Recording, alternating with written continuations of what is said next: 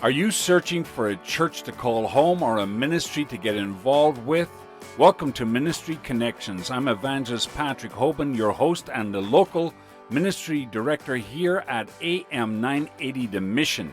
Every week we introduce you to a local church or ministry making an impact in the Twin Cities. Now you can also listen to us on our YouTube or Facebook pages. Just look for AM 980 The Mission. We have tremendous interviews there that you can share with your friends. They are inspiring. Now today I have a special guest. His name is Pastor Teng of Life in Christ Church, located in Maplewood, Minnesota. Welcome to the program, Teng. How are you doing today? I'm doing good. Thanks for having me. You're very, very welcome. It is our pleasure. Now, we like to introduce our guests, and we would like our listeners to know a little bit about the person. So tell us, where are you from, Pastor Teng, and did you grow up in Minnesota?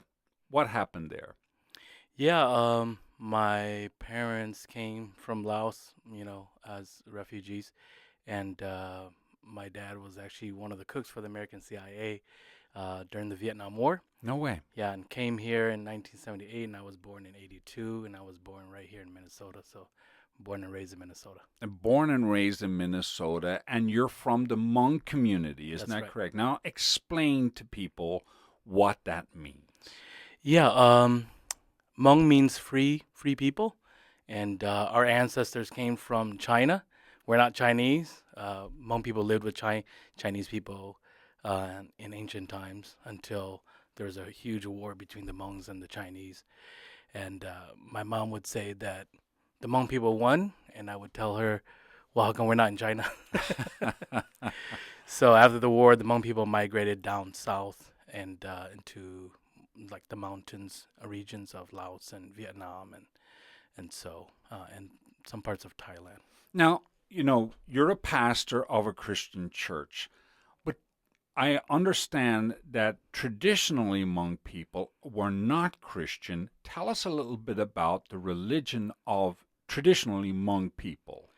Yeah, so the Hmong people obviously lived with Chinese people and learned shamanism from the Chinese. So the Hmongs became, animistic or shamanism. Shamanism, Yep. right? So shamanism, now, if I get it right, involves really working in the spiritual world. Isn't that correct? That's correct. That's correct. So now we're kind of going off on a tangent here a little bit. Yeah. But so when somebody comes out of shamanism, because the Irish people were very much shamanistic, it was called Druidism, different type of thing before Christianity came. Yeah. So they got converted from that to Christianity. So it's the same thing that's happening among the Hmong people. Isn't that correct? That's correct. So tell us what does that look like? Yeah. Yeah. So Hmong people are very spiritual people. So animism and shamanism, obviously animism is the belief that there is a spirit behind everything. I mean, nature, animals, right? And so, and then they believe that in order to appease those spirits, if you get sick, whatever, you need to call a shaman, doctor, a witch doctor. Mm-hmm. And they would do their rituals and things like that to bring healing and peace to that individual. To appease the spirits, That's basically, right? Yep. So then when somebody hears the gospel, the good news of Jesus Christ, Right. they get delivered from that power. Isn't that Yes. correct? Yeah. Yeah, last few years we've been bringing kind of like the shamans to Christ. I mean, they have big shrines in their homes. We would go and share the gospel with them, and they would convert, and then we would tear down their altars. I have a picture I can send you too, but there was this one older gentleman that had a huge shrine, and so it took like a truck and a trailer. Was this in Minnesota? Minnesota. Now? Minnesota, okay. Yep. And this was just last year. So we haul that stuff, and then usually I take it to burn it, but it was so much that I just took it to the public dump. Isn't that interesting? So just like in Bible times where they burnt their magic books. Yes. And, I went to India many times, and I love the Indian people because here's why. Yeah. They're spiritual. So you don't have to tell them whether there's a spirit world or not. They Yeah. know there is because they experience it. Yep. But you're telling them about Jesus and the God of gods, the Lord of lords, the one who died for them, rose again, who's King of kings today. Right. And they recognize that power, right? And they get delivered. How fascinating. Yeah. How fascinating. That's wonderful. Yeah. So your family came over from Laos. Mhm. They came here. So how did your family become Christian? Yeah, so I was about probably 2 or 3, and my mom experienced, she saw a demon. I believe it was like in the backyard. And so she like just froze, like she couldn't move. And through that experience, she felt like she wanted to find a church and wanted to convert from that experience. So she did. So she found a church. It was a Lutheran church, and she started going. My dad didn't convert until maybe like a year or two later.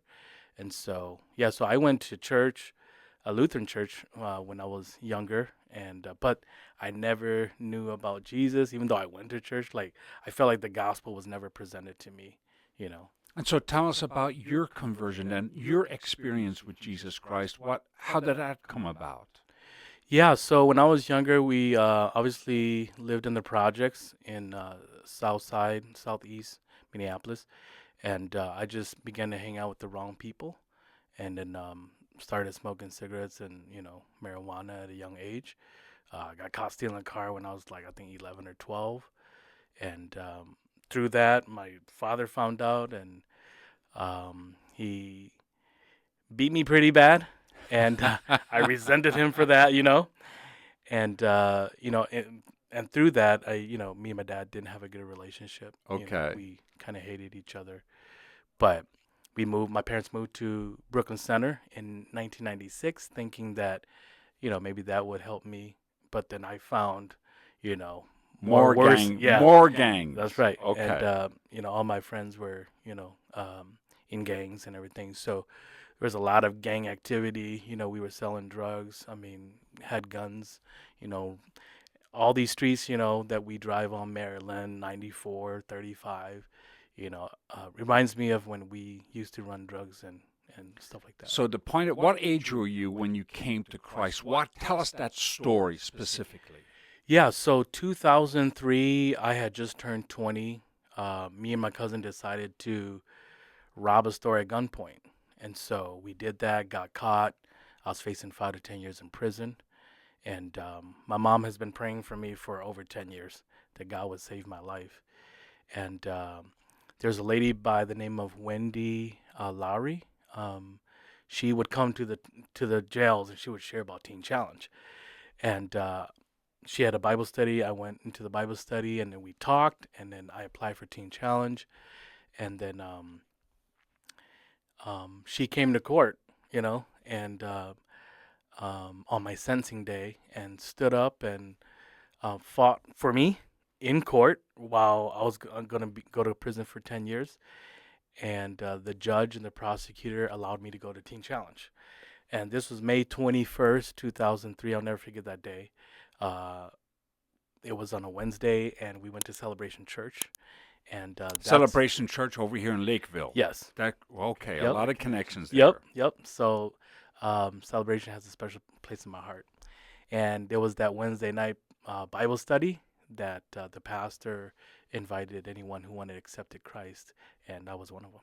Wow. Yeah. You're listening to Ministry Connections on AM 980, The Mission, where we give you a better look into local ministries and churches in the area. My guest today is Pastor Vang Vu.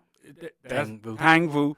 And he has such a tremendous story. You came to Christ, Pastor Tang. You got converted. Something happened.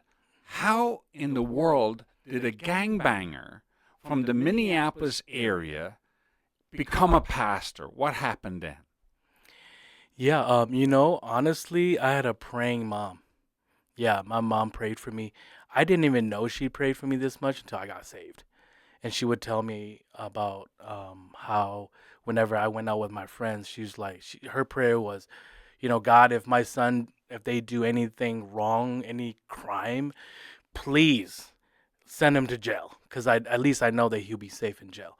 So what's crazy is whenever we committed crimes, I would be the only one to go to jail. So the prayers of a mother work. So if you're a mother out there today, your prayers are being heard. Yes.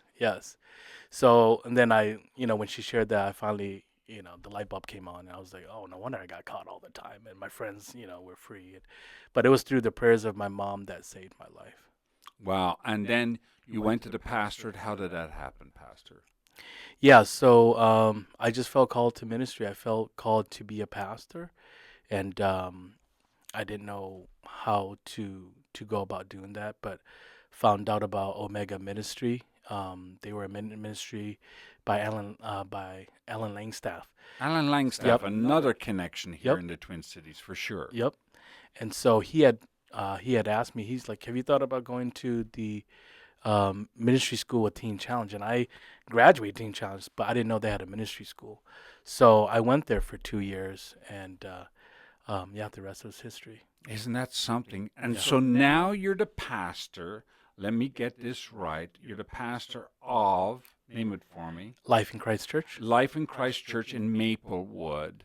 And primarily the congregation there is Hmong, is that correct? Correct. So everybody in Minneapolis and St. Paul and the surrounding areas should be happy that the Lord saved your life. That's right. The streets of Minneapolis are safer because of that. We have about 2.5 minutes left, Pastor. A lot of people are giving the Twin Cities a bad rap. Mm-hmm. But you and I know that God is up to something tremendous, right, in this area. That's right. I feel as if something is going to break out, God is going to say, well, I'm going to show you who's boss. Yeah. And so tell us from your standpoint, what do you see happening here in the Twin Cities, Pastor? I really feel like the gospel is going to spread even more. And it's not, God's doing something new where no longer is church just going to be, in the four walls, but the gospel is going to reach the businesses, the communities like never before. Before. Yeah. And so you see that happening in your own church. Tell us what's happening in your church right now. Yeah.